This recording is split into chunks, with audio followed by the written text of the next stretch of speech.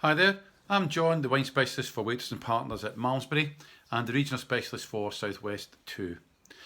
I'd like to chat to you today a little bit about the Vina Lareira Albariño sobre, lias 2009 from the Ries Bajas region of Galicia in Spain. This is a wine made with 100% Albariño grapes, and for those that don't know, the Albariño grape tends to have quite small grapes but quite thick skinned. They're hand harvested and they're taken from vines which are normally over 30 years old in the O Salnes vineyard. They're matured on fine lees, sobre, lias, for 6 months. Now I've poured one earlier. As you can see, it's clear.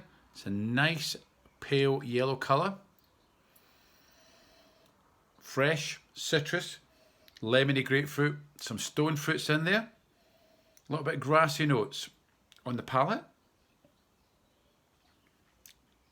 It's dry, zippy acidity, generous fruit, stone fruits such as peach and apricot, some green fruit notes, maybe green apple, and a hint of minerality or salinity. And at the end there's a nice long finish. It's rich, it's complex. Overall, there's a subtle richness to this wine, and just serve it nicely chilled.